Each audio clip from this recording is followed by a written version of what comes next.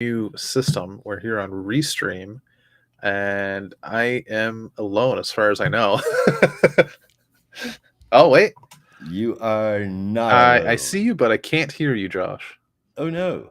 Are you muted? Oh, he's gone. And he's No, I'm back. not muted. You're not muted. Okay.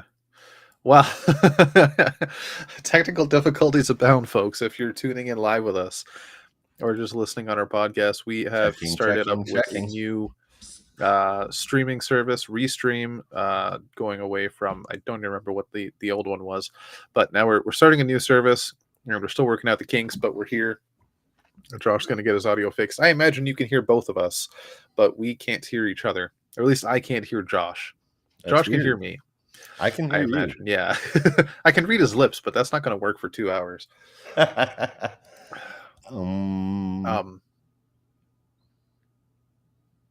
Silence. Staring at a screen. This is now descriptive video. Josh smiles politely. Can you hear me now? I did not catch what he said. Shit. Shut it. Close. Huh? Okay, I lost it. I'm not that good at reading lips, let me face it. Oh, man. Fun times.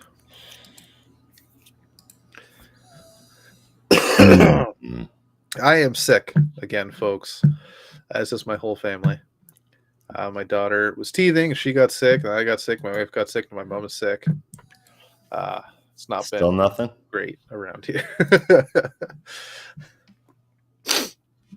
But I will push through. Still nothing? Talk about the books we got this week, because that's what we do. We have fun with it. That's the point. If we don't have fun with it, what are we doing? Well, that's a damn good question, Rob. What are we doing with it? Let me take a look on Twitter and see if it is picking us up.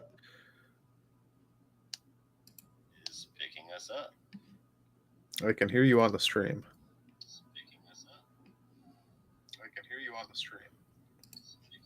Yeah, so we're both audible on stream. Just I can't hear you on our call.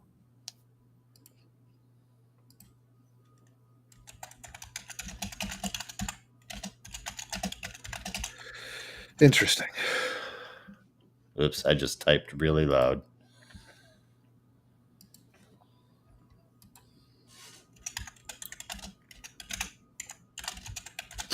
Okay.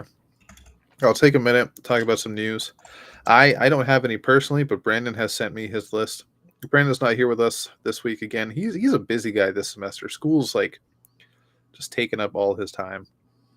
But like he said last week, he'll be graduating this year, so by the end of the semester, hopefully, he'll have a lot more time to join us. He does plan to be here next week. At least we're making plans to make sure all three of us are here next week, and it should be a good one. But for now, I'll get into the news that he has sent. Excuse me. Starting off, well, he's finished part 1 of Naruto the manga, and that was pretty cool. Believe it, as he says. Yeah, he was telling me a couple of weeks ago when he was on the show that he's just become a fiend for Naruto manga, which I don't blame him. I really don't. Also, Josh sent him an incredibly kind gift, and he sung Josh's praises from the highest mountains. He doesn't know it, but that Beast Boy actually helped his mind relax to the point where I could take a home exam that I'd been stressing about. You should have seen me. I was typing at super speed like the Flash, but really that's basically 2 gifts he gave me, Beast Boy and academic encouragement. Ain't that something? Josh is Santa Claus. What a sweet guy. Honestly, I agree with you, Brandon. Josh is an incredibly kind soul. He's got 2 more things, and they're both creator-owned. Suck it. As he says, first, Peter Snyberg and Ivan Reis have gone exclusive to Ghost Machine as Brandon is very excited, me and Josh are crying on the inside that Ivan Reis is no longer DC. And fingers crossed for Scott Collins and Doug Mankey next, which, Brandon, what the fuck, man? No. Wouldn't want him to go exclusive, but I totally think the Ghost Machine guys should appreciate Jeremy Adams and Fernando Passerin about a creator-owned book as well. Just don't take them off DC. God damn. I know the DC crowd is crying, but your boy is eating good knowing all the juicy Image books we're about to get. Also, that book from Tomasi and Snyberg looks adorable. The title is Hornsby and Halo. Secondly, you got advanced copies for Dan Waters and Ram V's 2 new shared universe miniseries, The One Hand and The Six Fingers. That's quite the shared universe. What do they call it? The Palm universe or something? I don't know. And they look so fucking pimp. I'm kicking myself because I haven't had time to read them yet. And no, Brendan, we have not heard about it. So you are the indie corner guy. You're the indie guru. So anyway, it looks cool as hell, and I can't wait till the start of break next week when I'm finally done with the semester. Hell yeah. Next week. All right. So yeah, that's the news we got. That's what Brandon has to say. Watch my mouth. Watch my mouth about what? What did I say? I was just reading what oh, you are a kind soul, you bastard. You still can't hear me. Why?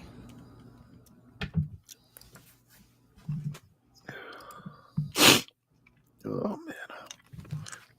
All right, we've got a slew of books this week. Pardon my crunching, I'm sucking on a Halls. And I'm kind of done with it. Oh, it is citrus and very sour. Oh, damn. Oh my god. All right. We got a slew of books this week. We have 7 books in total, 3 on the bonus, 4 on the main that we're going to talk to you about today. Beast World started last week with a bang. Surprisingly high fashion, I must say. And it continues this week with 2 side stories that we're going to be talking about in the bonus show. Beast World Waller Rising and Beast World Tour Metropolis. Metropolis being just a excuse me, an anthology book with various stories about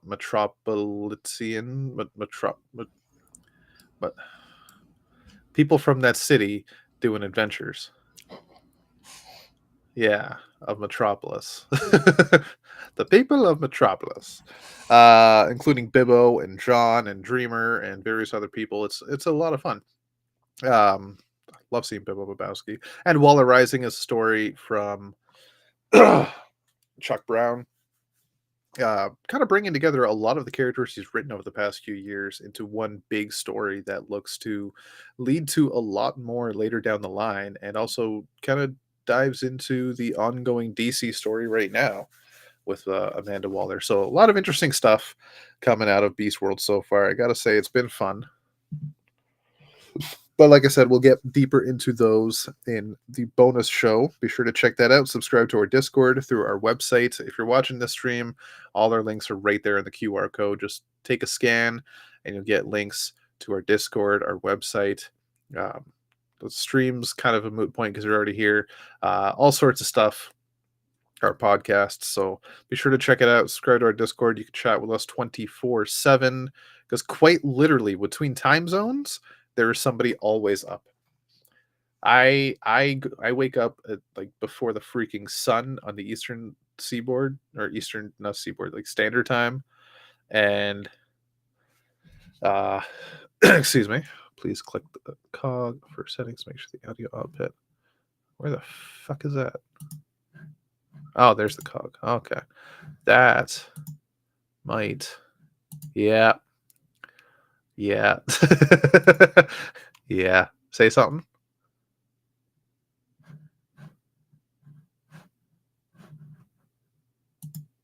No, that didn't work.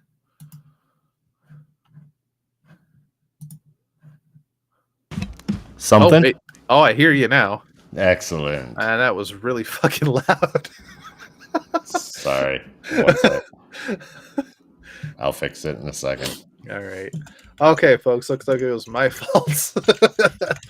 Like I said, brand new system. We are still working things out. I didn't realize that the default would be nothing in audio output. Literally, it said there was nothing for output. Why it would do that, I have no clue. But we're here. We are here. It only Yep. took me forever to get to join us, but well, to join you, Rob. I mean, technically, me join you. We've both been Well, here. I just couldn't hear you because I'm a dummy. Dummy, yeah. It happens. Doesn't Yeah. make you a dummy. Dummy. Dummy, yeah. Yeah. I miss the dummy button. I really hope WWE gets LA Knight to bring that back, unless it's like taken by Impact Wrestling. But I really hope LA Knight finds a way to have the dummy button just once for a promo. That'd be fantastic. It really would be. Yeah, It really would be. I would be down with it for sure. yeah, that'd be a lot of fun. All right. Well, Be a lot of fun. I told you Brandon's news. Do you got any news? I do not. I do not have any news. It has been What week well. since you I mean, I just got. I went to the eye doctor the other day and got new contact lenses. Oh, okay. That's awesome. I needed them. Unfortunately, I found out that on top of contacts, I needed glasses as well. So Oh, I am holy shit, Professor Josh. Professor something. Not a big fan of glasses, but nerd. No, I'm just joking. I'm just joking. Not a big fan of glasses because I hate having to take care of them. Yeah, I get that.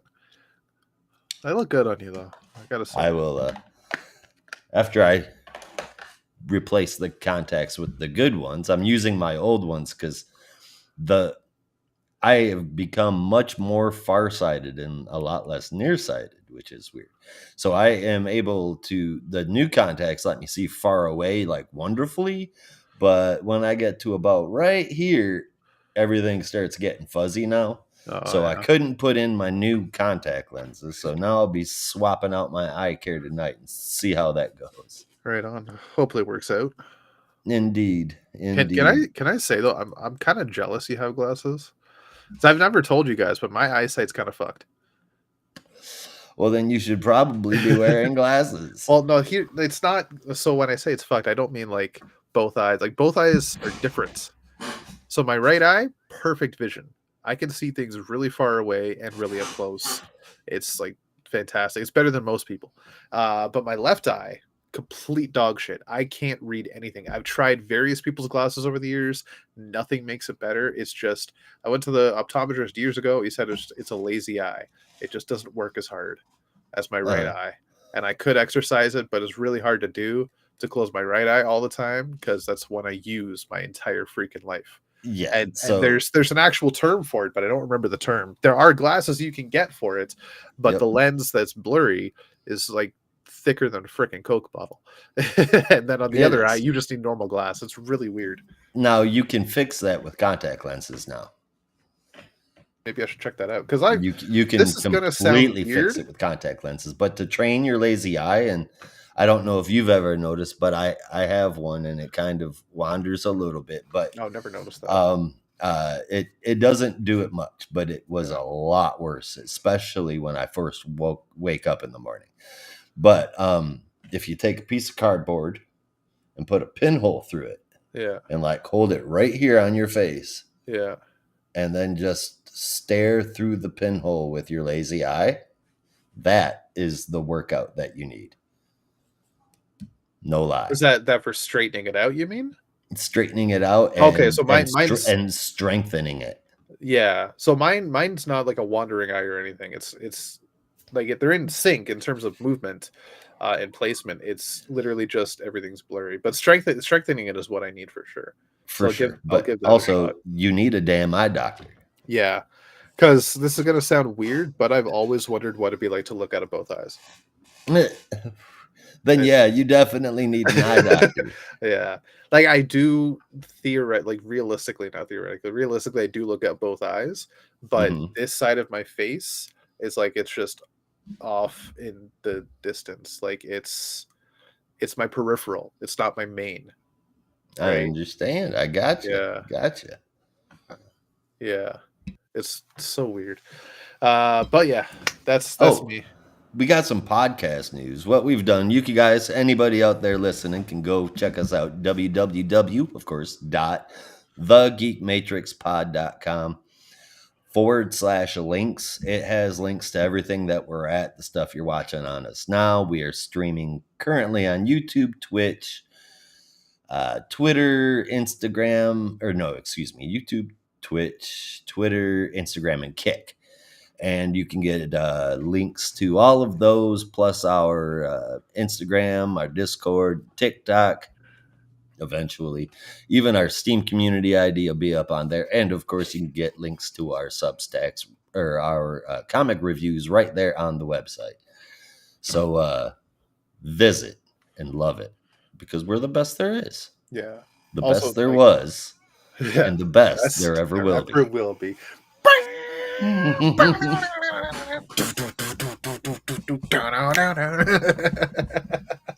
Hell yeah. Oh god, I love that opening guitar riff from the Heart music. Absolutely. I'm not in love with Natalia's wrestling, but I love that intro. I don't know how you could not. Yeah. I don't know how you could not. Also, it's not Twitter anymore. It's X. No, it's Actually, not. It's okay. Then the closest I'm gonna get to it is calling it Twittix. Twitix. So Twittix. there's I would say Twix, but I mean, I like Twix more than that. It's that's fair. Twittix. Yeah. Definitely Twittix. Do you like left Twix or right Twix better?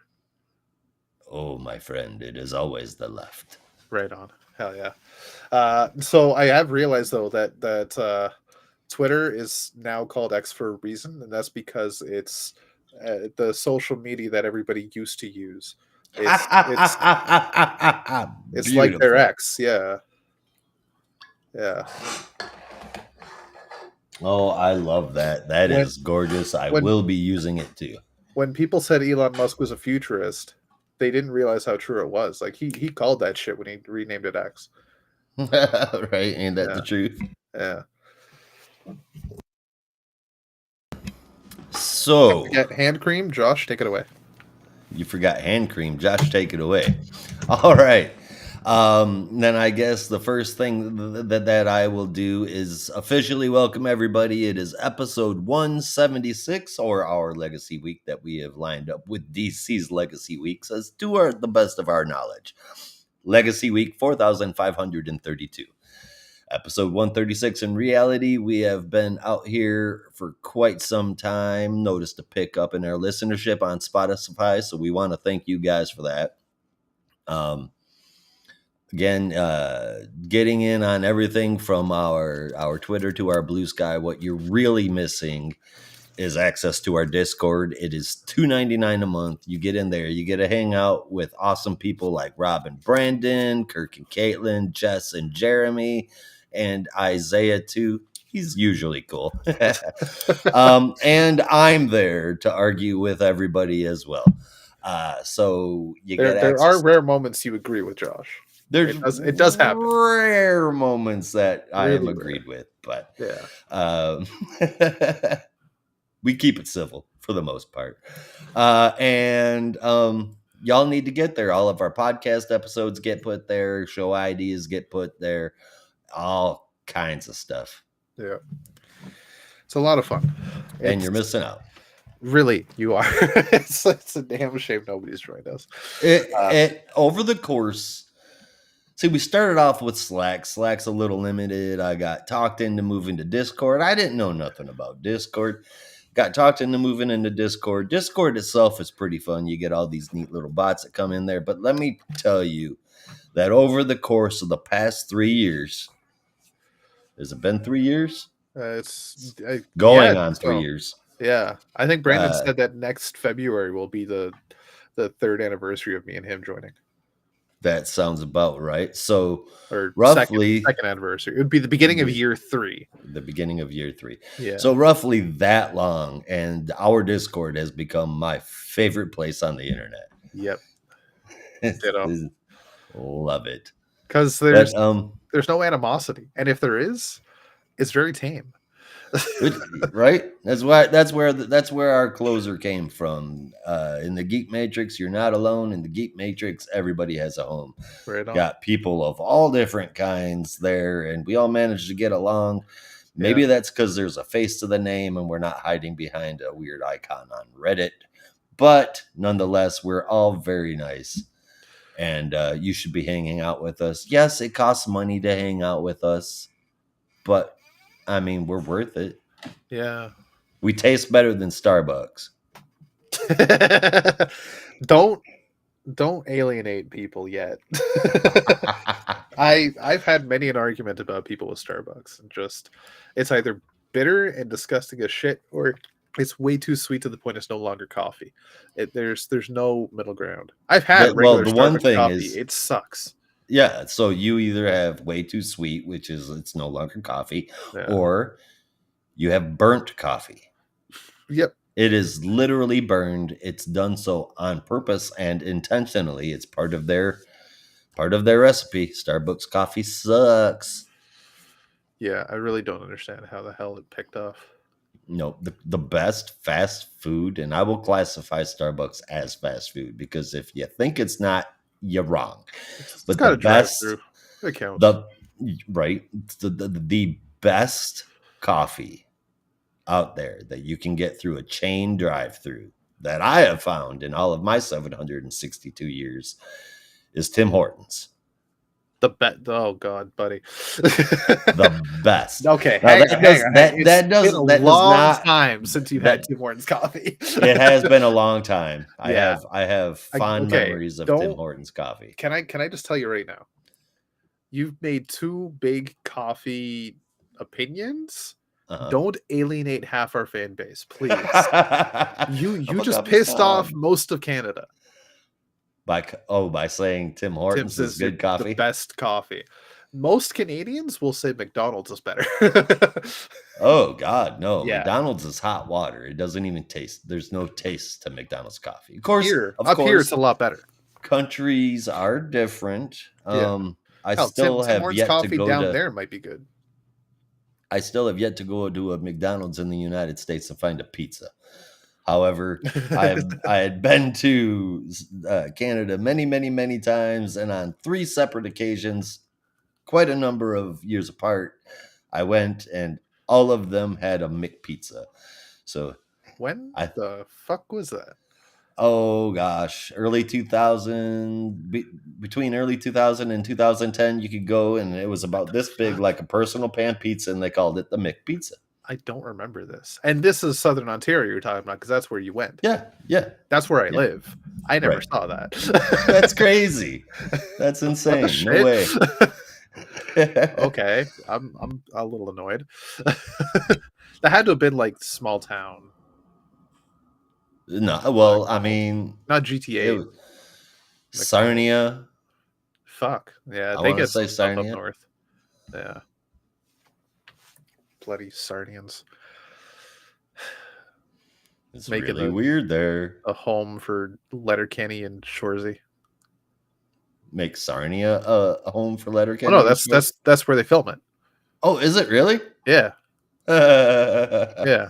That makes sense. Things look a little run down there. Yeah. So that's when they say, like, in the show, Shoresy takes place in Sarnia. That's because that's where it's filmed.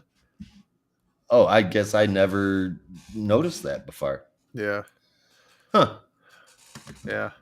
Those were my stomping grounds for a long, long, long time. Also, speaking of Letterkenny and Shoresy, this marks T-minus 16 days until the airing of the final season of Letterkenny. Rest in peace, ye great show. 12 seasons. Hell of an undertaking. Indeed. Which means as soon as it's over with, I'm going back and binging the whole thing. Oh, you have to, yeah. 100%. Yeah. 100%. Specials included. So I have a dilemma now as well. Like years ago, I think just after season 6 or around season 6 airing, found at Walmart on a good deal the first 5 seasons in one box set. Oh no. So how do I go about getting the rest? Do I wait for all 12 seasons in a box set, or do I just buy the other seasons by themselves? You know what you do? You buy the other seasons by themselves. Uh-huh. Wait for the full box set to come out, Right. and then just look for the case. Genius. I like it. I like it. I don't know how I'm gonna find Yep. just the case, but I'll figure eBay, bitches. it out. That's Just how like you find everything you can't find. just like Futurama years ago, I think it was just after the movies had come out. Amazon had a deal, Futurama, the whole series on DVD, and I bought it. And since then, it came back on Comedy Central, and now it's back on Hulu. And there's like 5 more seasons than what were initially in that box set. So again, I think I have now what's conferred to as a relic. It says Futurama, the complete series, and it only goes up to season 6. Oh, then I'm gonna say, yeah, Five. probably. Yeah, I think it's interesting. Side news on my part, we cleaned up back here. Fucking finally. Maybe that's why I'm so sick. I don't know. Cleaning makes you sick. We switched sides, so all my stuff is over here. Still got to organize it. Once I build my computer, I'll have a bit more space here too. But I got all my Gundams, I got my Green Lantern comics in full display, and I got like a whole bunch of reading material just sitting here waiting for me. It's a beautiful thing. Burger King. Yeah. Suck it, Kirk. Burger King rocks. That's hilarious. Right, that was actually the not really a discussion, more of a debate we had on the Let's Fight channel, which is really just fights about food, of best fast food breakfast. And Kirk is convinced that Burger King is just disgusting, but maybe that's just the ones in Saskatchewan. I don't know. The ones around here aren't bad. They're better than McDonald's most of the time. Everything is better than McDonald's most. I agree. I actually wholeheartedly agree. And I do, so as much as I'll say McDonald's coffee is better than Tim Hortons, it's actually harder for me to get McDonald's coffee than Tim Hortons coffee. Like Tim's is in abundance around here, so I do still drink it, and I enjoy it for the most part. It's not that great, but it gets me through the day.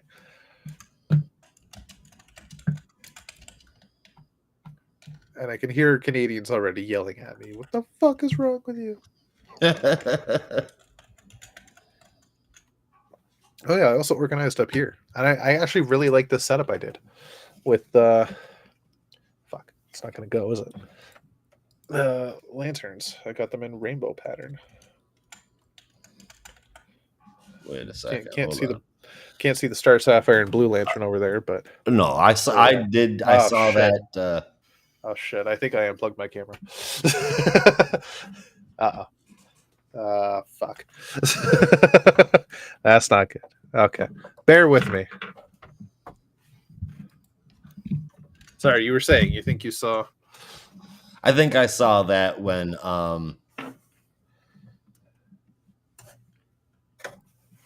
you shared those pictures in Discord with us. Yeah. Yes. Yes, you did. All right. Everything seems to be streaming beautifully. We are live on Twitter, streaming easy. Nice. Pretty much everything. And we are streaming on Facebook as well. Didn't know if those two were going to do it, but we are good and golden. I like seeing that.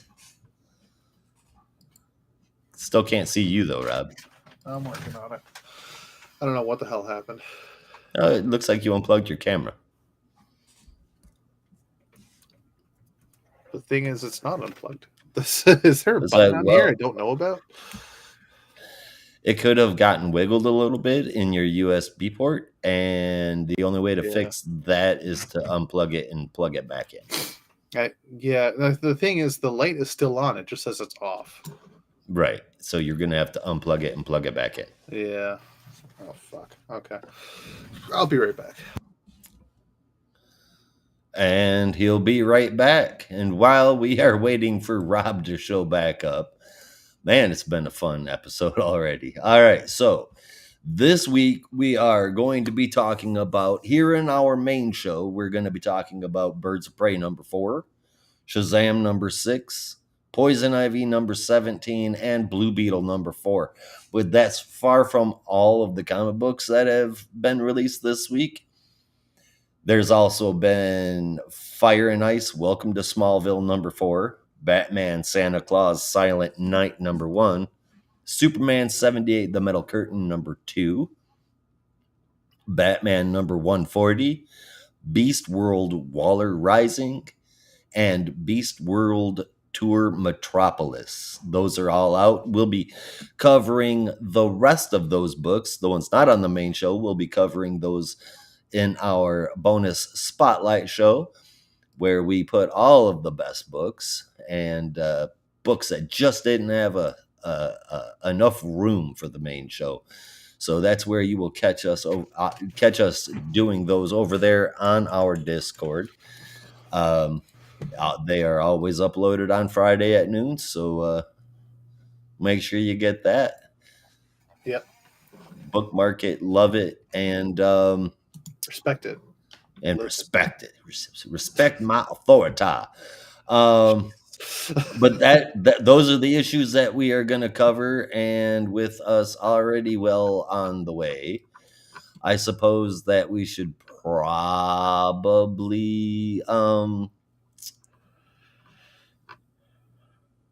get into the books. I think so. Also, next week, can I just say before we get into that, next week we see the release of Batman. Oh, fuck off, Luther. Batman, was it 478?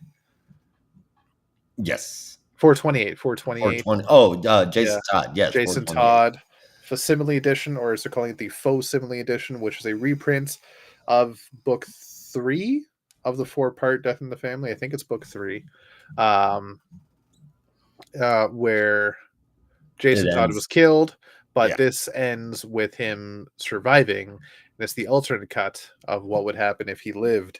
And I am really hoping that it leads to some kind of Elseworld story. Like, it seems really random for it to be coming out now. No. Because it's not really an anniversary or anything, is it? Not that I'm aware of. No.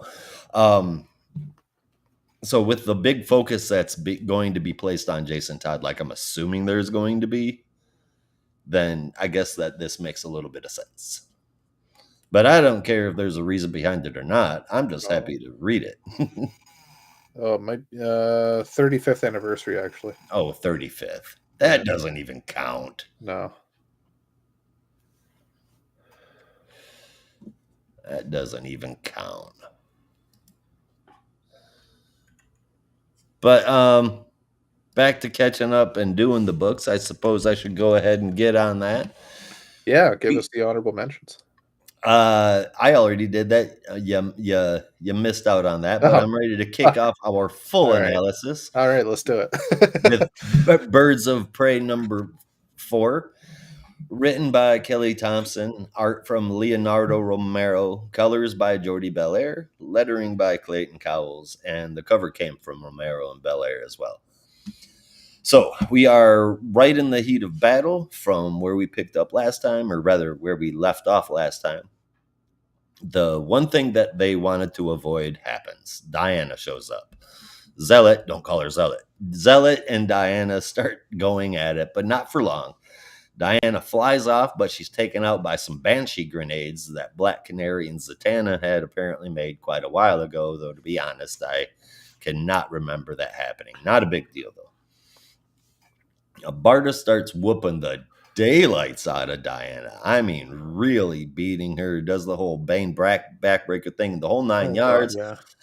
Unfortunately, Barda calls Diana princess one too many times, and Diana is fed up and gives her a one punch knockout. After a lot more battling, one of the Amazons gets Sin and holds a knife against her neck. Now, Barda, Zealot, Harley, and Black Canary are all sitting in prison with power dampeners on because of that. Sin, however, stays with Diana in her protective custody. While under the influence of the lasso, Barda told Diana that they were there to rescue Sin and all of the Mascara from something called Majira. It sounds like a character from the Godzilla verse. They realized that Penelope was the one that had the vision that said to take Sin in the first place. So Diana gives Sin her lasso and sets off to go find Black Canary. Majira has Barda's Mega Rod, so it is doubly dangerous. It also has Diana, but throws her away when it confronts Team Canary, who Batgirl had saved from the prison cell. The last page shows us Harley, Black Canary, Batgirl, Barda, and Zealot ready to face off against the giant yuck with a face that is Majira. So, wow, man. Fan meet shit, shit meet fan. The action has Yeah. been turned up to 11 in this one. The story progresses to the big bad, Majira, and the team ready to square off. It actually happened a whole issue sooner than I expected, which makes me happy because it means that we won't be getting to a rushed conclusion. As far as what happens in the next couple of issues, though, I've no clue. I Yeah, will, who however, knows? be making sure that I get to this one first next month. I am very excited to see what happens. The modern classic art style that I keep referring to in here, Romero and Belair employ, it's one that I can definitely get behind. It's detailed, drawn well, and the colors are great. And if you were to if you were to put this through some dots, you wouldn't be able to tell that this wasn't an old school comic. Well, except for the fact that it's an all female cast, that would be a pretty good clue. But other than that, man, this issue was great. It gets an 8 out of 10 from Josh. Bad timing on my part. Wholeheartedly agree on the entire bloody thing. Oh shit. I want to preface this with a theory that it was said early on. Sorry, who's the writer again? Kelly Thompson. Kelly Thompson, thank you. She stated on, it might have been Twitter at the time, that when she announced the team of 5 women for Birds of Prey, she did mention that the team might be changing as the stories go on. And I could definitely see if maybe Zealot leaves the team, but Wonder Woman takes over. That would be Takes her interesting. spot, even for just a story. I could see Wonder Woman on the team temporarily. If it's revolving team, I could definitely, like, there's so many people that could be joining this team, and I can't wait to see where it goes. I've been waiting patiently for this story to wrap up to see who'd be on the team next arc, if it's going to be the same or if it's going to be something different. But this arc is just fucking awesome. Agreed. This, and I never thought of it as a kaiju, but as Josh said, Majira, I was saying Magera, who bloody knows? G's are weird. This kaiju of a godlike being is like, Diana couldn't really put a dent in it, and you have 5 women with nowhere near the strength that Diana does. What are they gonna do? But I don't doubt that they could do it, especially with Dinah's battle cry at the end. Birds kick its ass. Love it. Birds kick its ass. Yep. Uh it's got a bit of everything. The art is really fucking well done. It really suits the story well. Um And it really does have a bit of everything in terms of the story. It's got action, it's got comedy from Harley, it's got serious action moments from Barda and Zealots. And it's just even like I gotta say, I don't know if it's my favorite moment of the week yet, but that sequence of Cassandra just going up against Diana solo, pure brilliance. Oh, Oh, she's awesome. it was a work of fucking art. It was so fucking good. I'm giving this an 8.75 out of 10, quite honestly. It's one of my favorite books of the year right now. Awesome. Yeah, That's good to hear. Runaway hit. And Brandon has sent me excuse me, sent me his notes. Let me just take a sip of water. Um he says, "Oh man, where to begin? Issue 4, and I'm still crazy about this book. Yeah, that seems like a good place to start. Barda nearly taking down Wonder Woman, kind of pointless, but undeniably cool to watch. It's just a fun ass Birds of Prey book. What more do you want? With 3 fairly really solid issues so far, I'm surprised to say this issue is probably my favorite. The drama, the action, the Barda. Wait, sorry, Rob, don't read that part out loud. Otherwise, Mr. Miracle is going to come for my skinny ass. Whoops, sorry, Brandon. Uh, Too late. if you hear a boom, start running. But hey, what exactly made this issue work so well? It felt like finally all the characters have settled into where they're supposed to be, especially Dinah, Zealot, and Harley. Dinah has really embraced her role as the leader of the Weird Birds lineup. Zealot is fully committed to the mission, and Harley, well, she's just doing her best. But quite honestly, Brandon, her best is fucking awesome right now. And yes, while some people are still pissed that Harley is part of the team, I think she worked really well in this issue. What's killing me right Oh now is the yeah. mystery of what exactly Megara wants from Sin and how exactly this ties into this alternate future with Meridian. I suppose we'll just have to wait to find out. Ugh, I need just more now. How about Leonardo Romero? Pretty good at that art stuff, am I right? I'm so glad they've recruited him over from Marvel. He's absolutely killing it on these pages right now. That whole sequence with Cass sneaking around in the trees, genius type shit. Um, okay, and then he vamps a bit. Who's your favorite bird of prey right now? Who's mine? Yeah, Bruh, come on. Cass. Yeah, of Yeah, course. easy. What do you That's think is? Batgirl. Batgirls are always the best ones on the Oh team. yeah. It's Batgirl. It's What Cass. what do you think is Brandon's? Brandon's favorite member of the team?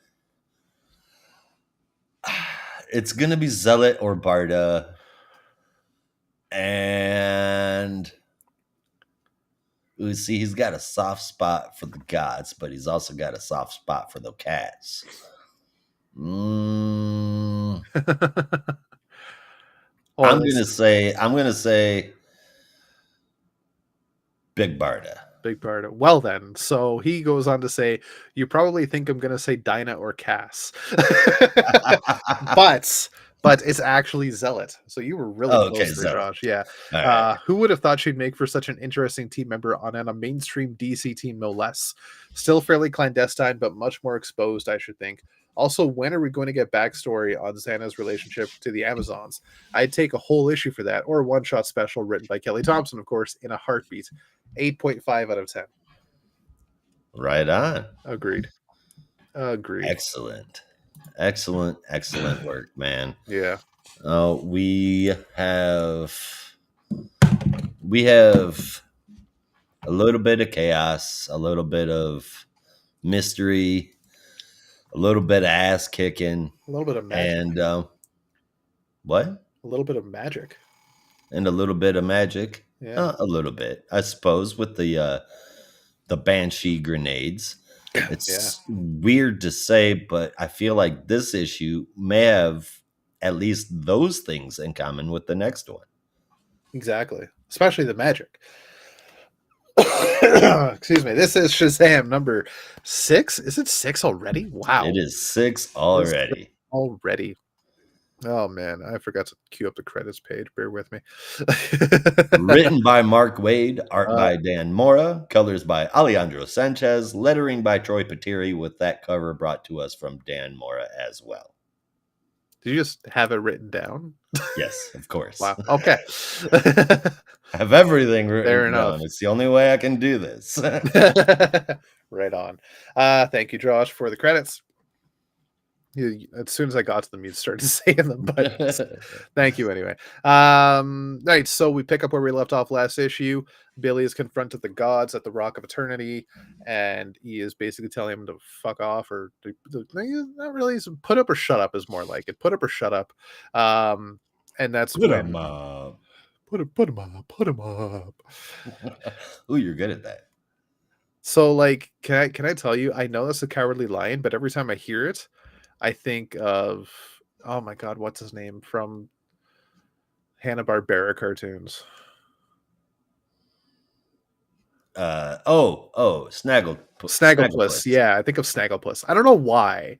He's got the Just same kind same of voice. credence. Yeah, but I always think it's Snagglepuss saying that. I was like, no, that's not right. It's not Snagglepuss. That's I hear that every time. But anyway, yeah. And so Freddy shows up and says, "Look, if Billy doesn't want the power, give me the power. I mean it." And this is where we pick up at the beginning of this issue, shocking the hell out of Billy and the gods. And Freddy then whispers to Billy, "Just go with it. I'm scamming them. Just pretend to fight me." So they have a big fight and talk to each other throughout. This is Freddy's buying him time for backup to show up.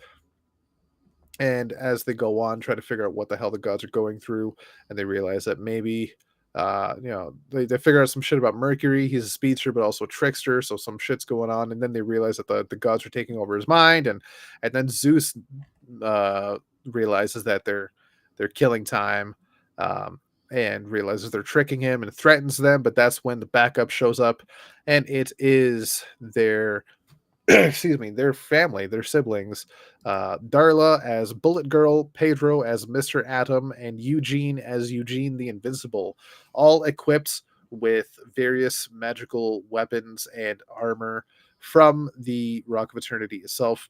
Also, Mr. Dinosaur as Spy Smasher, which is just awesome. And as Eugene calls them, the new Squadron of Justice. Billy and Freddy are just enamored. They're in shock and happy, and the gods just laugh their heads off. But that is when Darla, as Bullet Girl, and if you remember that old character, I thought was his name. Was it the Living Bullet or Bullet Man? Bullet Man Bullet Man. I might be confusing him from with the Tick way back character. in the day. I think the Tick had a character called the Human Bullet. Oh, well then, yeah, you must. I remember that. It was this guy that dressed up. He had the same kind of helmet, and he had a cannon in his backyard. And when danger would arise, he'd climb into the cannon and go, "Fire me, boy!" to his son, and his son would like shoot him across the city. Oh wow, fun times. Oh, the Tick was fantastic. Did you ever watch the Tick back like the old cartoon? Very sporadically. I saw the live action show a few times too. Right. The cartoon was fucking. I mean, I need to go rewatch that. That was just fantastic.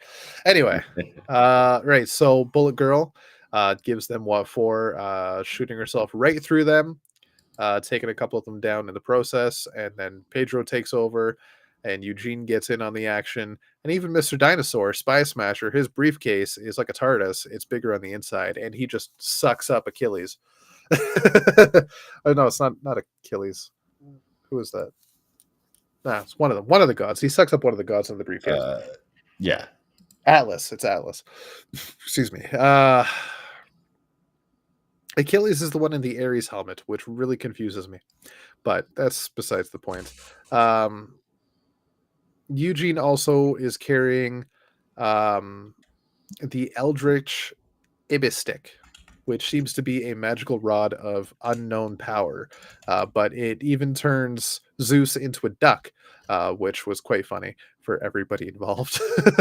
But that doesn't stop Zeus because quite the quack. He's quite the quack, yeah. He's quite the quack. Zeus is no stranger to turning himself into animals, though, since he slept with almost every species on Earth. So he turns himself back in a very disgusting fashion. Tries to stop the action, but that's when Billy uses one of the magical tools to teleport himself away and finds Solomon away from the danger up on a cliff watching overhead. And Billy convinces Solomon to, if he takes over Shazam's body or the captain's body, uh, the captain can use Solomon's wisdom at his fullest to basically knock off the control that the other gods are trying to muster. And it works. It does just that. And then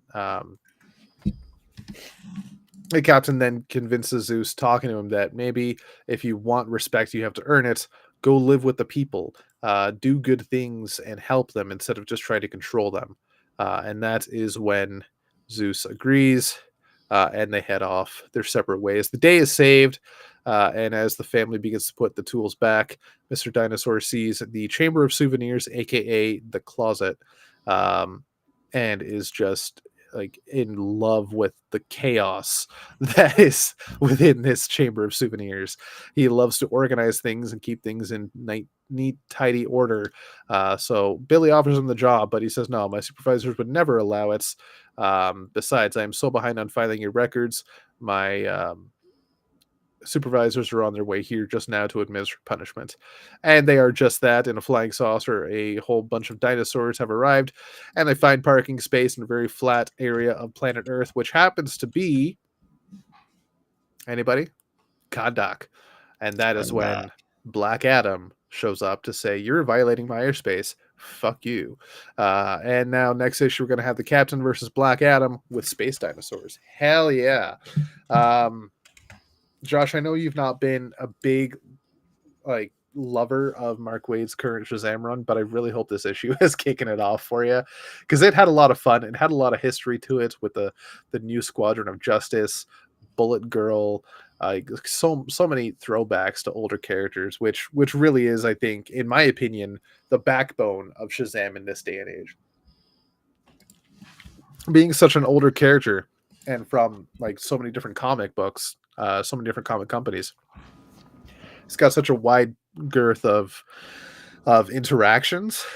It's the prime magical specimen. And this issue, while I do feel the ending might have felt a little flat or a little rushed, I still really enjoyed the story, and it was a lot of fun, and it really captured that childhood wonderment, I will say. And the art from Dan Moore is just fucking fantastic as always. As always. You knew Black Adam was going to show up eventually. It's a Shazam book, so I'm happy to see it next issue. Good thing he wasn't the first story, though. Like, don't kick it off with Black Adam, leave it for later. That's exactly what we're doing, is showing up in issue 7. I'm giving this an 8.5 out of 10. Solid first arc. I cannot wait to see where they take it from here. Oh, man. Of course, the art is amazing, as always. And Sanchez makes the gold that is Dan Mora shine even prettier. And we are on issue number 6. Issue number 6, and I finally got an issue that I enjoyed. Yeah. It felt very much like a Shazam book and a lot less like a Mark Waid of the Day book. Although not feeling like a sham, but that's not been the biggest of the problems. That's neither here nor there, other than to say I feel like leading up to this, it's kind of felt bland. And while the story has, for the most part, been bland, this takes it to another level.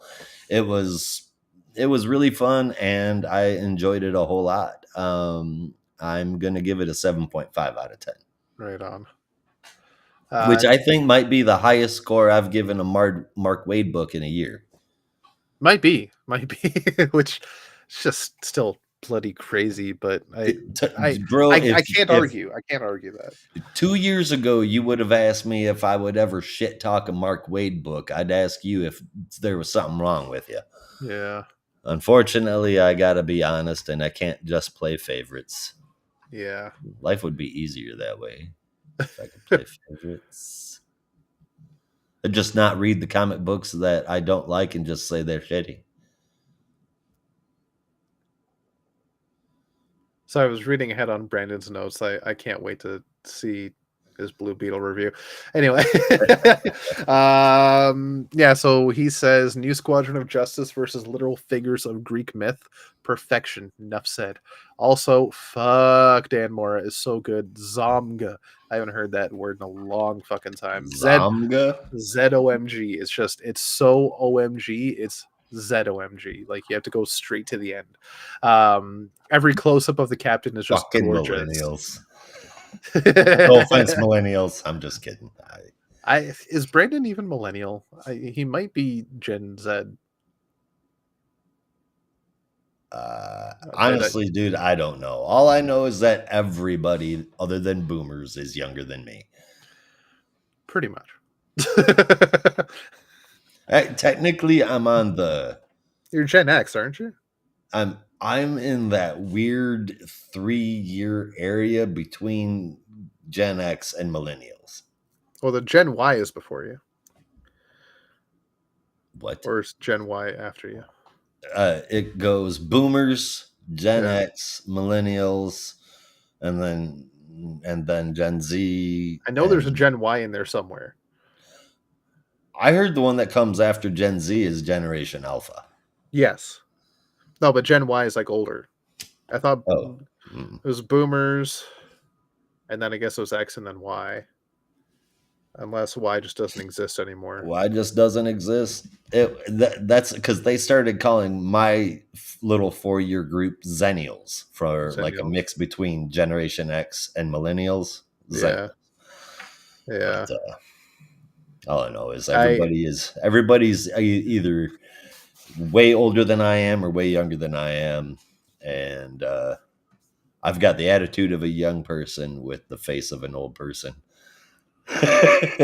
You've got the attitude of a young person that you just said fucking millennials. Well, somehow there's something wrong with this picture. I don't play Zomg, that's all. It's not used as much anymore. Or Yeet. Yeet. Well, neither is Jey Uso anymore. Can't.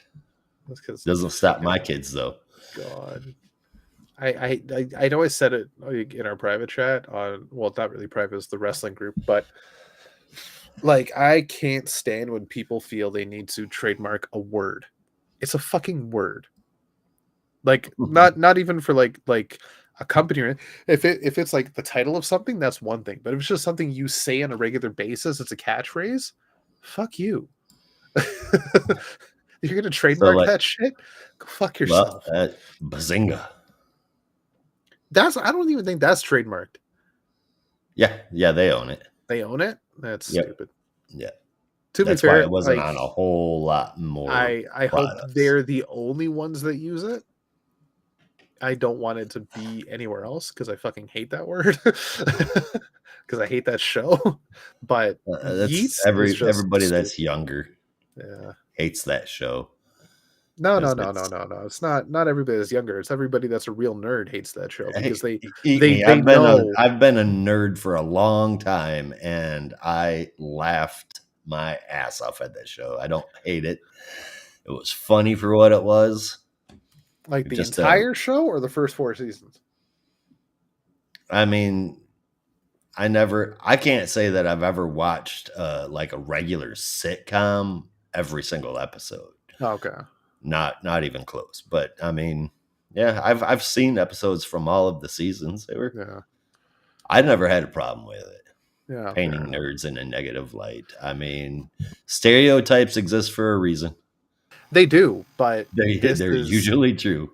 This is taking it to a level where it's not even like I will watch it. So the first 4 seasons, first 2 or 3 maybe, I thought were funny. And the more it went, because it, instead of highlighting things about nerds that were funny, it took nerd culture and made it funny. And there is a difference. It took nerd stuff and made it funny. And then later seasons, it, instead of laughing alongside nerds, was then just poking fun at nerds and laughing at them. And the stereotypes were highlighted to a bigger degree, to the point that it was near insulting for people that would regularly do it. But like they'd also just put a laugh track in the weirdest spots. So it's not even necessarily like insulting to a degree. It just some of the jokes didn't make sense. Like they just weren't funny to me. It Fair enough. wasn't really funny. Um, though some people have done that with Friends. They've posted videos of you know Friends is fucking horrible. Now it's got funny moments yeah throughout the whole thing. It's got funny moments throughout every season. My wife is a Friends fanatic. yeah I've enjoyed it. I It enjoyed is every episode. so wrong on so many fucking levels. Wow, just listening to some of the episodes play now, it's like Jesus, that would not fly today. Well, that's why it Not came out even in the close. 90s. But it's like every single episode is like, whoa. Not Like maybe that. not every single episode, but a lot. And then Holly decided that, well, not decided. She said she was probably going to let the kids start watch, or our oldest son start watching Friends. And I'm like, no, you're not. She was watching Friends at that time, and then right after it, it made a vague reference to a blowjob. I'm like, see, Yeah. not okay, not And okay. that And episode, they were at the beach and Monica got stung by a jellyfish, so Chandler and Joey had to they peed on her. yeah, or the episode where they got free porn and wouldn't change the channel because they were afraid that they would lose it. Oh god, yeah, Joey and Chandler. That was fantastic. Yeah. But that's poison for the minds. Shall we move on to poison That's for the the ivy? 90s. That's the 90s. Yeah, let's do it. Poison Ivy. Before Brandon scored 9 out of 10 for Shazam. Before I forget. Woo. Yeah, 9 out of 10.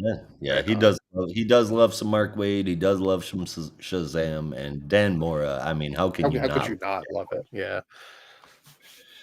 All right. Poison Ivy number 17. Written by G. Willow Wilson, art and colors by Luana Vecchio, who is listed as guest artist. Letters by Hassan Atsmani El Hao, and as always, a gorgeous cover from Jessica Fong. So the issue starts up with everybody waking up, Ivy, Harley, and Janet. Janet sleeping in a different room. Janet Good. makes things a little weird because she wants to tell Ivy about what happened with Harley, and Ivy just assumes that it's about what happened with her and Janet. The end result is Janet feeling all messed up and us realizing that none of them know anything about what actually happened. Janet's stuck in the middle, and we have on our hands, ladies and gentlemen, a thruple. Yeah. So anyway, Ivy wakes up with really sore ribs, not associated with being a part of a throuple, As far as and we know. heads as well. Yeah. But she heads out to the swamp shack that she is outfitted as a lab. She's there working on making her cure. She does, but only in a very small amount. Turns out that we find out that Croc is naturally immune to the Lami after he shows up in the shack and was literally eating the mushrooms and not getting infected. She wants to use his blood to help her, but he's scared of needles and says no way. So she's like, all right, then fine, whatever. She needs to make a massive amount of the cure to fix anyone in the early stages of the infection. She's got to start in Gotham because all of her Lamia offspring are being called to her. One such person actually shows up at the swamp shack right after she gets done saying that, and then more. Ivy and Croc are trying to take them out and aren't doing the best, but that's when Solomon Grundy shows up, not on a Monday. He doesn't like visitors in his swamp, and he lets the infected know. Then he goes after Ivy, choking her. But then more infected show up, and now it's Ivy, Croc, and Grundy against the new world that has sprouted from Ivy. So, I mean, as far as I'm concerned, this issue was exactly what it needed to be. It acknowledged the Harl IveNet situation, and it moved the plot. Harl IveNet. I love that. That's what it is now. Yeah. And it moved the plot right into the battle phase, so to speak, which we knew was coming.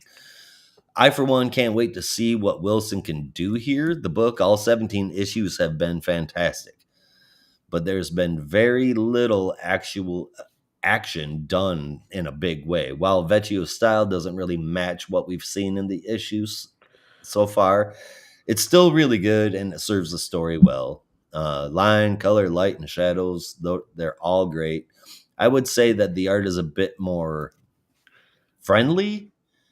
It's softer for sure than what we normally see in here with Yeah. Marcio Takara, but I love Takara's artwork. And this was really good. The whole issue really works for me. I gave it an 8.25 out of 10. It's Night of the Living Spores basically has come to Gotham, and I've been waiting for this Yep. pretty much ever since Harley came back to Gotham, or was at least on her way back. I've been waiting for this to happen. It's exciting. It's interesting. The art is still really good. While I agree with Josh, not as catching as Takara, it's still quite good. Who was it did the art again in this one? And this one, Luana Vecchio, Oh, okay, yeah, yeah. I'm not familiar, but it's good. It's Yeah. good stuff. The moments where Ivy turns into like battle Ivy, I guess. Like that's one thing I've been loving about the series, that she's got this whole other form when she's poison Ivy versus just regular Ivy. Um it's really cool to see, but Yeah, there's been this divide whether or not it's all in her mind and it's just how she sees herself versus it's how she actually looks. And now we're getting a clearer look at this with a different art style. It's is actually how she looks. She turns yep. into this alternate form that looks fantastic. It's Like Queen Ivy, but yeah, infected with the Lamia. yeah. Lamia. It's definitely like a new power set for Ivy, even more so. It's scary to look at, but it's beautiful and it's powerful. It's so interesting. Um, and this issue, I think, highlights it the best. Uh, Not too much realistically happened in this issue. If you look at the whole story, you had awkward thruple stuff, and then you had Ivy talking with Croc, and then you had them fighting zombies. Um, Still fucking fun as hell. And what? Is it because I called them zombies? Because you're muted. Oh, I had to look it up. I was like, I've said that a million different ways, so I had to look it up. It's Lamia.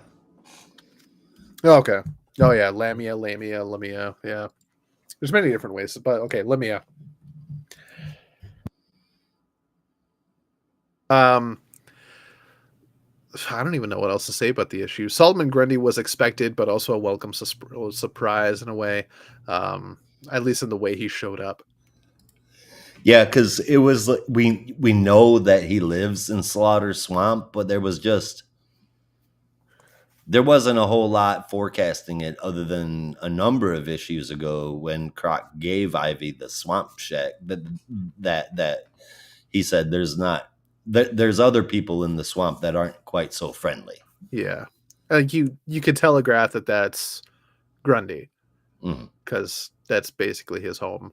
Um, and I wouldn't be surprised if even Swamp Thing shows up at some point. I know he's from a different swamp, but it's still the green. So He's everywhere, baby. yeah. Um, fuck, I honestly don't even know how to like what to score this. Like I want to give it high, but it's not like amazing. Oh, let's fuck it. 8.75 out of 10. It's a solid issue. That's pretty damn high. Yeah. What was your score for it? I give it an 8.25 out of 10. 8.2. Okay, not too far off. And Brandon said it was read Poison Ivy or submit my final assignment for Global Cinema. Sorry, kids. So yeah. Understandable. I get it. But damn, Brandon, I hope you enjoy this issue when you do get a chance to read it, if you haven't already. Indeed, because let's be honest, if you don't get a chance to read this, it's really gonna bug you. Yeah, I am sick with a bug. No. You miss every transition I set up for you. No, I Every caught it. single one. I was making I made the transition for the first one. Yes, you Don't did. I said the magic. In this one I was making a joke. I caught the transition. I just chose to ignore Oh, it. Sorry, I needed to text back my boss. Apparently, I called in sick today because I'm sick because I do have a bug. That's why I said that.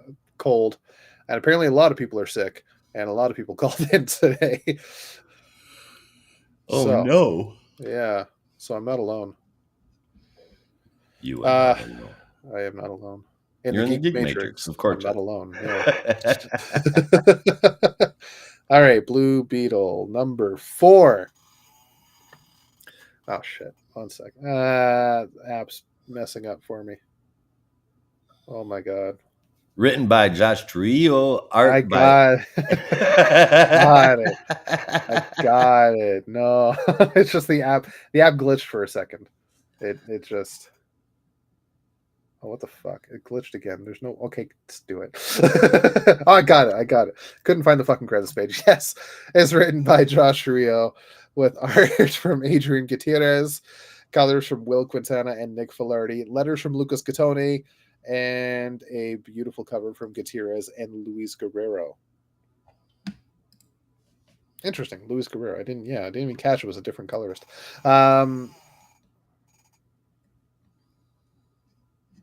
Hold the phone. Not even near my phone. The cover artist is the same as the interior. Somehow, I don't believe The that. the line work, the colorist is different. Yeah, but like even the pencils look so different.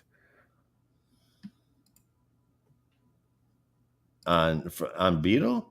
Yeah. I mean, Nah, not far off, but that's just more time. I That's all. guess. All right, fair enough. Sorry, bear with me.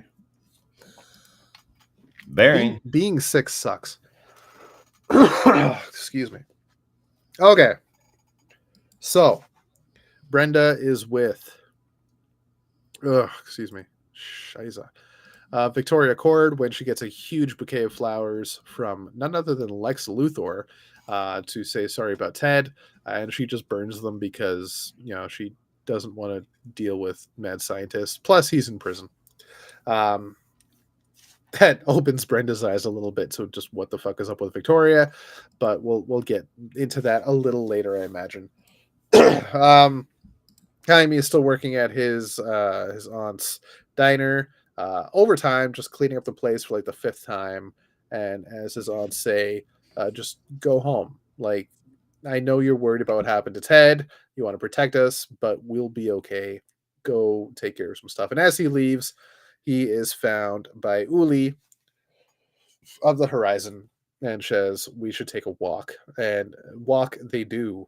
Um, just as Paco goes up to Xiomara on the outskirts of the Horizon um, compound, if you will, town, and tries to cheer her up a bit with the flower and check up on her. As he says, he's checking up on everyone, but says, we grab a quick dinner and head right back. And she says, fine, which he celebrates with a nice cheer. We then see in Egypt the blood scarab is still alive and has worked his way out of the sand from underground. The scarab is basically telling him he's failed and says, you must continue or you will die. And as we find out, his name is Javier Balsualdo. I looked him up, don't recognize the name. As far as I know, there's been no DC Comics character prior to this, so he's brand freaking new. But at least we have a face to the name. Now the mystery is where the fuck he came from and why the fuck he's doing this. We shall see. So catching up with Uli and Jaime, they are on a long excursion, checking stuff out, just talking about the safety of the Horizon. Jaime's position as the Blue Beetle and what they were doing there. She shows off a bit of her own abilities with technology, that she basically controls it as most, if not all, of the Horizon can, but hers is more powerful. And then she says at the end that she enjoyed their date, which freaks out Jaime a little bit.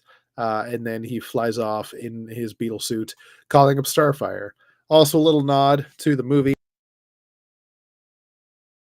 Uli is wearing a shirt that says Zolo on it, XOLO, for Zola Madurena, who played Jaime in the live action movie. Nice little nod there. I like that a lot. I think you're muted again, Josh. I was, but it was awesome. Mhm. Not being muted. Yeah, Duh. I agree. Sent over with Paco and Xiomara. They have their own little discussion about Jaime and her role as I think she's Natita. I still got to figure out which. I keep forgetting which one's which, but her own beetle persona, and just her place in all this and saving people. And she's not too um, confident in her own abilities, but Paco is, and gives a brief history on Jaime and Wait. how Oh, okay, never mind. You're talking about the girl that's with Paco Paco. right now. Yeah, yeah. That is the gold beetle. Yeah, but they have their own like names. There's Natita and I don't remember the other one. We're gonna go with gold beetle. Okay, Gold Beetle it is.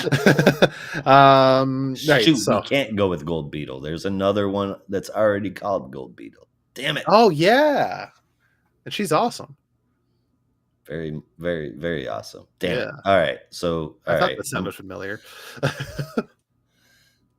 Anyway, Yeah. Xiomara is her yeah, civilian name.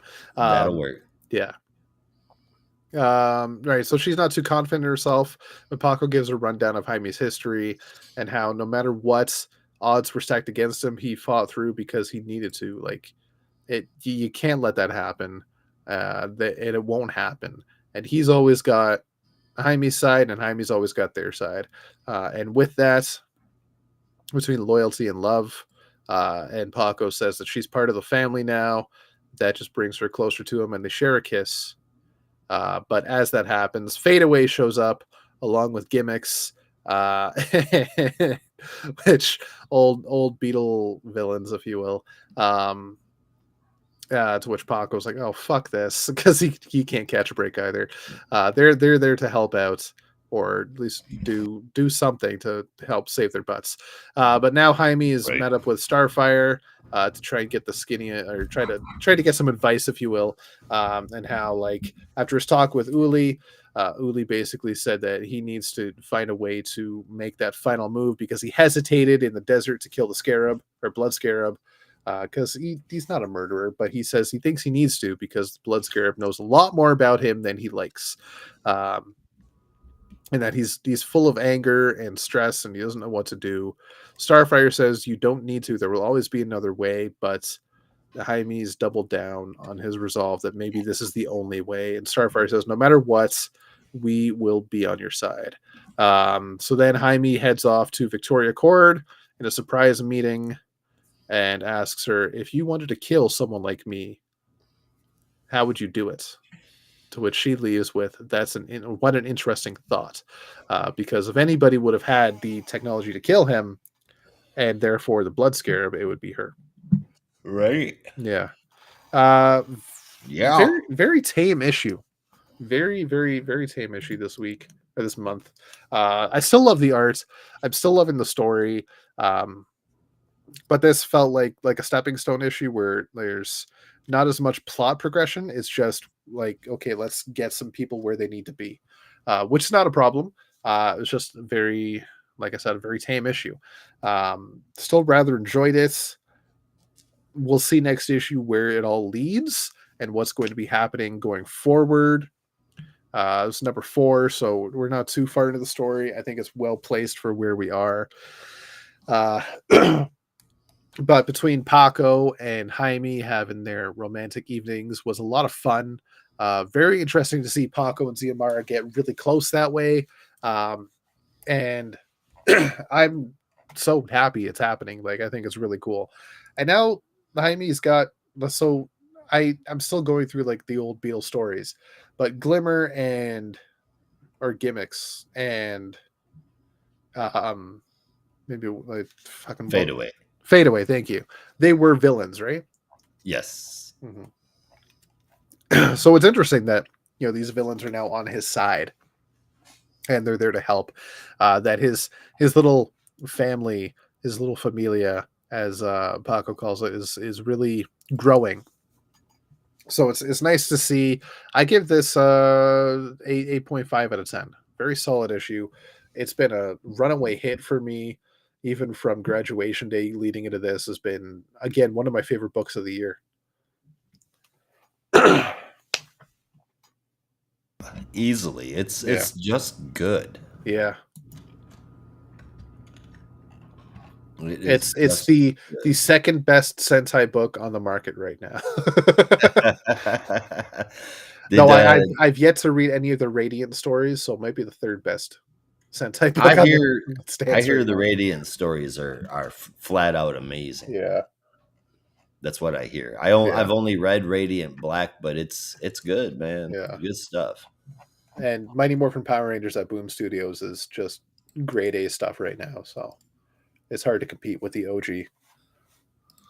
Supposed to be getting a live action movie coming soon, aren't we? Could have I swore I just I saw don't something even about know. that. It could be like they are now rebooting the series, like in Maybe terms that's of what it is. yeah, in terms of the actual Rangers run, like they just did Cosmic Fury earlier this year, and that basically like tied up the entire like from Mighty Morphin Power Rangers to this. That's one long shared universe story, and that's just like okay, it's done now. Now we're gonna start over.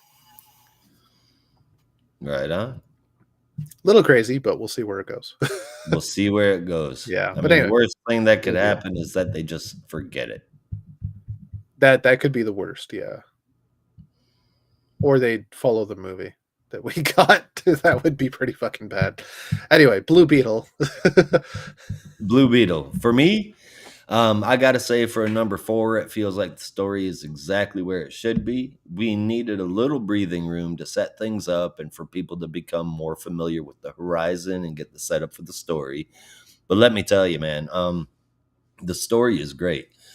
The conflict going on with Jaime is coming out of nowhere, him grappling with the idea of killing somebody and then pretty much deciding to do it. Um, didn't see that coming. No.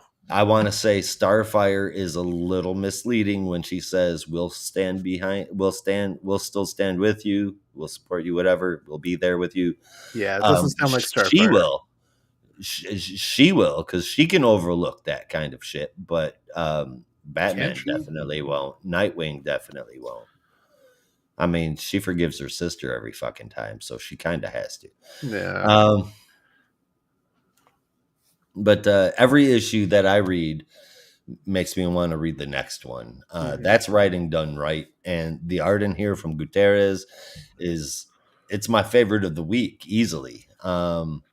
The colors that go with it really do their job. I'm really impressed, like really impressed with the lighting and the shadows in this book. It is perfect. I have always been a Blue Beetle fan, and this series is doing nothing at all to change that. It only makes me like it more. I give it an 8.75 out of 10. Hell yeah. Yeah. I'm setting up my bat lanterns. Brandon has to say, oh, excuse me. No. Ah, man, Jaime's one of the best, isn't he? And even more Yes. than, he's got some of the best, most underrated supporting characters. Paco, Brenda, the Reyes family, Ted, and now Ziamara, Victoria, Uli. They're all just so super lovable. Most people would bemoan having a side plot where Paco and Ziamara go on a date, but not me. That's My Impatient Friends is a way to help flesh out all your characters, and it's fun as hell.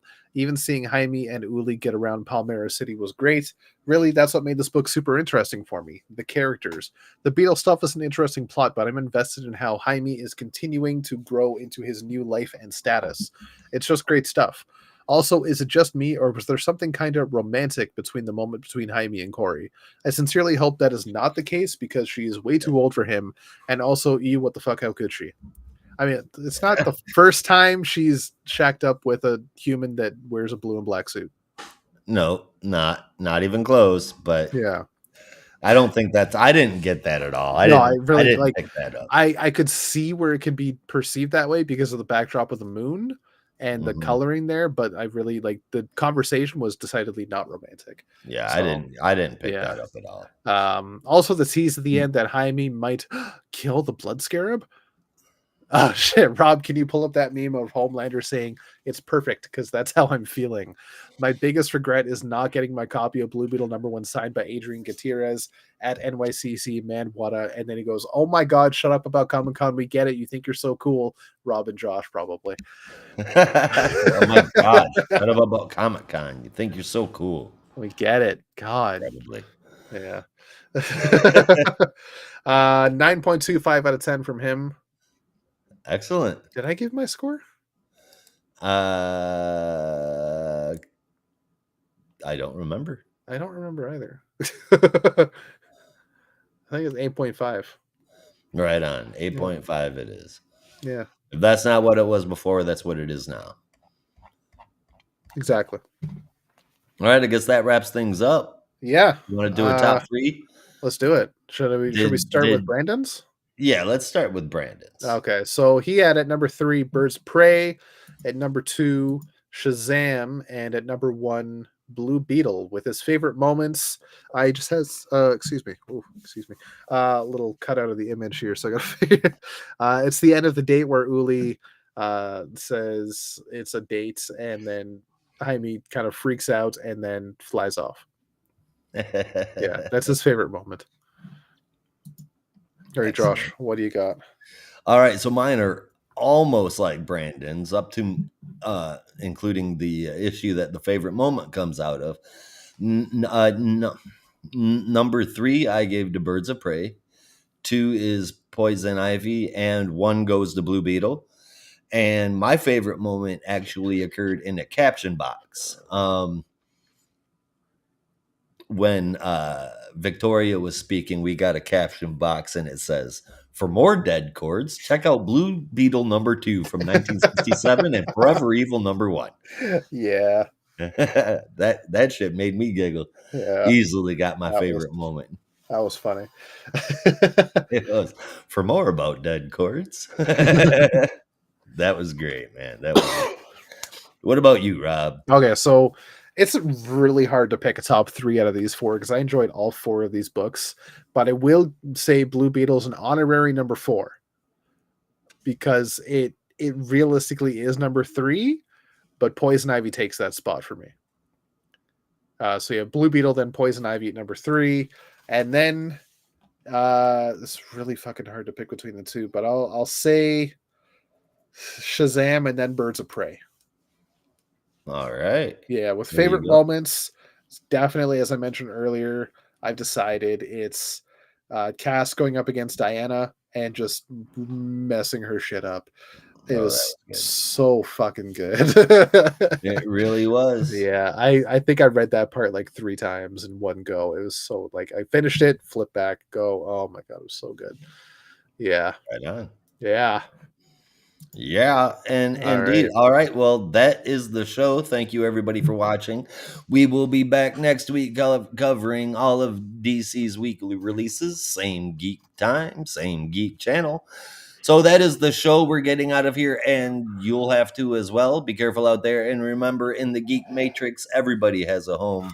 In the Geek Matrix, you are not alone.